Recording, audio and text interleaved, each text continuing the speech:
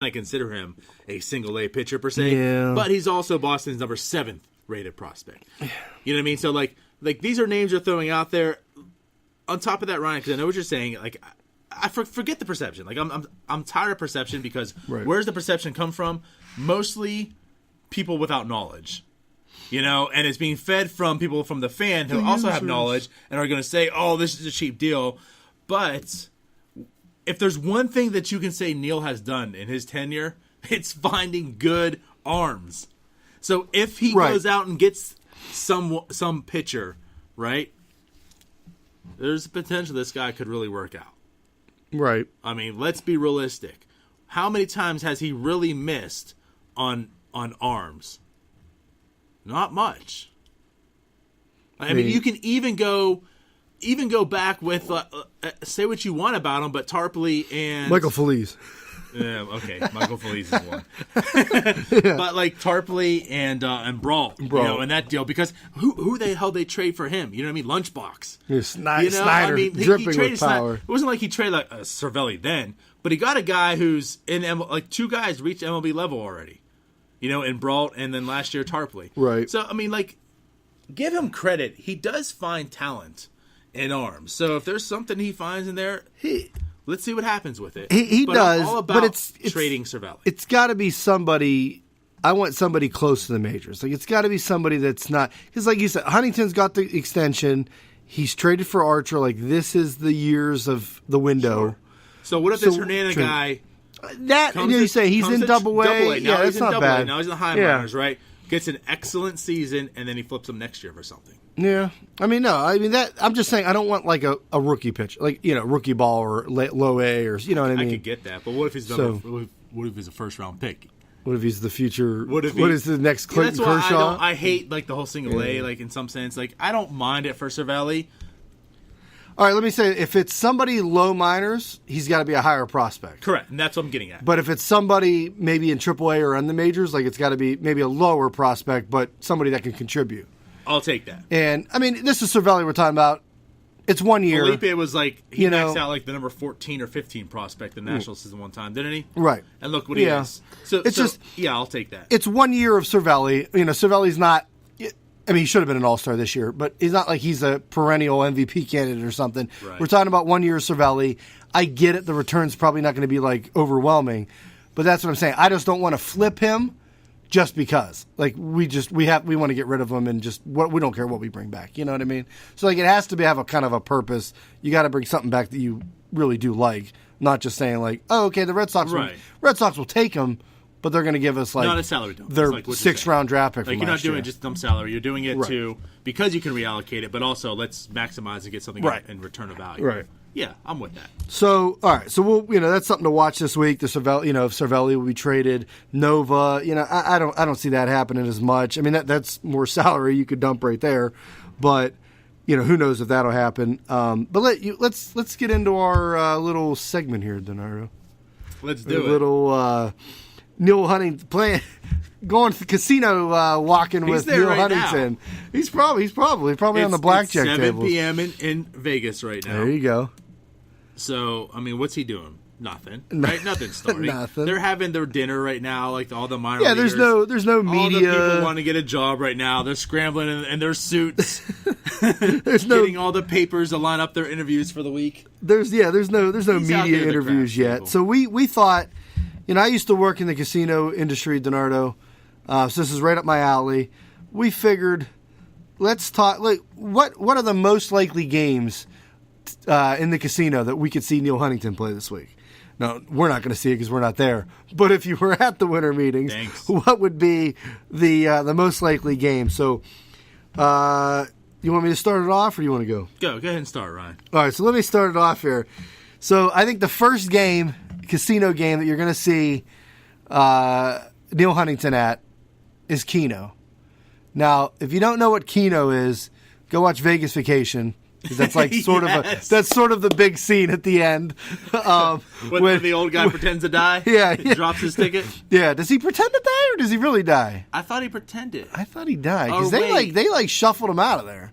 Was he pretending and then he really did? Didn't he always seem like waking up, like he dropped? Because he winks. Yeah. I never really thought of that because they like the paramedics come in and like shuffle him away. Family. Yeah. Like, but why? He could have just gave him the damn ticket. He didn't have to die or fake die. Well, I don't know. Anyway, go watch Vegas Vacation because it's kind of a big part of the movie. Keno. So Keno's a game you just pick some, like, I don't know, you pick like 8 numbers or something and it's like 1 to 100. But of course he's going to be playing Keno. He's going to be playing a lot of Keno. You can do it during dinner, breakfast, whatever. It's cheap. You can get tickets for like a couple bucks. You have a lot of control. I mean, you're picking the numbers you want. You can play as many games as you want. You pick the numbers. And it lasts forever. Yeah, right? You could sit there. You could sit there, and you know, $10 would probably take you like a half hour, like little games or something. Right. So yeah, control. You get a lot of control of the game because it goes forever, and it's a cheap game. So Keno's I can see him one for sure. So he's sitting down at 7 p.m. in Vegas, right? And he's going to be there till midnight, and he's probably only spend like $10. Yep. That's that's the Pirates way. No doubt. He's definitely at Keno. Nutting might be there with him. So after a night of Keno, Ryan, he's going to go ahead and go to the sports book. You know why? Because Neal, he's a very smart man. Much like ourselves. I mean, not to gloat, but we did pick the Pirates taking the over last year. And I'm sure Neal's going to find some value in that. That's right. Right? He's going to go there. He's going to find the lines. He's going to say, all right, the Pirates are projected at such and such wins. I'm going to take the over, or maybe he's smarter. Maybe he's going to go a little, oh, damn. Machado? No. What's his name? Oh, damn it. Mr. Red. The dude that bet on baseball. Out of the freaking Hall of Fame. The Reds. Oh, Pete Rose. Pete Rose. My Jeez. God. Pete Rose will be there. He's probably getting autographs from people right now. He's always there. So maybe he'll go Pete Rose. I don't know. He'll bet the under on the Pirates. He knows some things. But the other thing is maybe he's checking out the lines on Manny Machado. Mm-hmm. Right? He's going to see the odds. And he might be calling up Bob Nutting right now. Like, listen, Bob. I got a proposition for you. So here's the odds of the Pirates signing Manny Machado. I could sign Manny Machado if you want, because here's what we're going to do. If you go ahead and wire me some funds right now, I could make a big bet on this, and then guess what? We're just going to sign Manny Machado and get the money back. Right? Why wouldn't you do that? That's genius. You're going to... I mean, not Huntington's if it was got legal. Huntington's got like some cousin or something that could put the bet down, right? I'm sure, right? But that's genius. Because Nutting could make money on the deal. Think about that. You just figure it out. I don't know what the odds are, but let's just say he puts down $2 million. I'd probably put more than that, huh?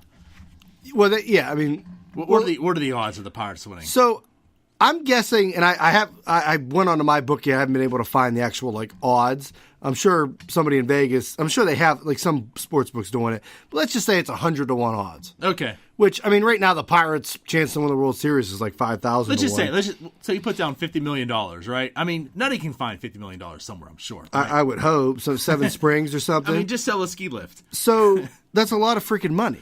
So you put down that, and then you just overspend for Machado. You say, because, listen, no one's giving Machado $500 million. Right. So you're probably making... not coming to the Pirates for market value. You sign him to that deal, you're making money before he even gets to Pittsburgh. Because you won the bet. Right. It's free. You get Manny Machado for free.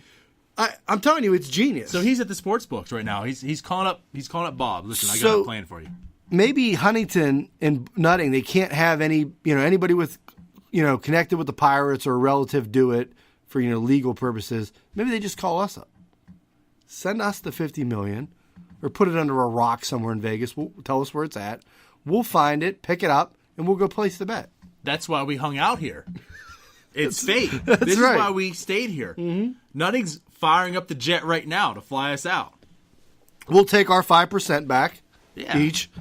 And who better than us front office apologists? Yeah, that's right. And then we'll have Machado, and then they can bet on the World Series. Yes. And then we'll take the over again. We'll bet the over before the Machado signing. That's so right. He's there. He's going to bet the over first. Yeah. Then he's betting on Machado, and then he's signing Machado. You laugh about that stuff. I bet you that some of that stuff happens, especially with sportsbook going to become legal like everywhere, basically. Yeah. I'm telling you, I'm sure teams do that where like we could, before this happens, we'll bet this. But anyway, I like it. That Martha Stewart-ish. So that inside gambling. So now, let's say Nutting doesn't go along with the plan. He doesn't bet Machado, and Huntington just bets the over on the Pirates. Nutting. Huntington's got to come up with that money though from somewhere, or maybe Nutting says you could do it, but you got to win some money first. So Huntington leaves the sports book. He's like, where am I going to win the most amount of money as quick as possible? The craps table. So Huntington goes to the craps table. He's over there heating up those dice, which I said he's going to be heating up the dice with the other GMs this week. Are they weighted? When he's pulling some. Usually they're waiting when he's making trades with the other GMs. So he's going to be heating up those dice, and he's going to go to the craps table, and he's going to play. He's going to be betting all the numbers. He's going to be doing horn high yos and betting inside and hard 8 and all this stuff. And Huntington's going to wait for a hot roll. I don't know if it's him shooting or anybody on the table. And he's going to try to get all that money and roll it up.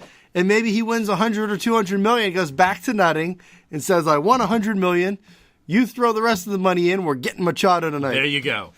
Perfect. We'll call him up. and that's how it is. So there you go. So he goes from the sports book to the craps table. Yes. And then so after the craps table, Ryan, right? Because he's already spent all this money, right? So after he hangs up with Machado. He had to call Machado. I mean, they're spending all this money. They're going through free agency hard, right? So when you have everything with free agency, do you really need to make trades? Nah, well, not real. I mean, that's Huntington's MO. Now you've gotten everything, So you don't need to go to get a big fish through trade. You don't need to get Nick Ahmed through trade, right? Mm-hmm. So he's pretty much set. So he's going to sit down and he's going to go play Prospect Hold'em, right? Because he ain't giving up his prospects now. Hold them all. He already did it once this past year, and he's really regretting it. Yeah. So he's not about that anymore. He wants to hang on to him. So he's going to sit down and play some Prospect Hold'em. He's dealing with the free agents. He's holding all his prospects now. Got to look in that future, Ryan. He's got the financial flexibility now, right? So you got to look at the 2023. Yeah, that's right. So he's sitting down there. He's playing Prospect Hold'em. He's done. How do you play Prospect Hold'em? So what happens is the dealer hands you cards, right? You just keep them all. You look at them and you throw them back in. And you say, I'm good. You say I got a number 5 prospect, a number 4, I got a 67, right. I got a 34. And you just fold. I'm keeping them all. You just fold. You always just fold. Oh, you just fold, so you don't lose anything. Right. All right. So after he's done with Prospect Hold'em, now Nutting has, I think, come into town by this point. And, it's about 4 a.m. Right. So Nutting's off the red eye. He comes in. And they get together, and Huntington says, look at all this money I've won. I kept the prospects at Prospect Hold'em. I've won money at craps. We're getting Machado. Well, Nutting says, well, let's play. We got to play my favorite game, though, and we'll try to win some money. So Nutting goes over to the old penny slots. And he's playing those penny slots that have the video, either a TV show or a movie or whatever. With his $60 sports coat. Right. And he's not weird ass smile of his. And he's not max betting. No. Oh no. He's betting like the 30 cents. 30 because some of those penny slots max bet's like $2.30. So no, he's betting like 40 cents a spin because penny slots with Nutting and Huntington. Enough said. I mean, that's enough said. That's all you need to say on that. So the old penny slots. Right. Well, to wrap up the night, after they're done, pretty much doing all this, right? Nutting's walking back to his hotel, and he catches this little sign, and it says "War." And he's there for the winter meetings, and what does he need? He needs to go there and collect WAR. So he's like, oh, let's just sit down. I need to give out 8 WAR. So let me sit down and make sure I get that. So he's out there. He's going to finish the night playing WAR, but it's not exactly what he expected. Yeah. And he's kind of confused on how this is an actual casino game. Which it's amazing that it is a game. And this is a game. Casino WAR is an actual casino game. Yes. I dealt it. Yes. So, yeah. You sit down and you play WAR. And it's high card wins. So, yeah, at what point do you think Huntington sitting there says, where's my 5-WAR player? Right.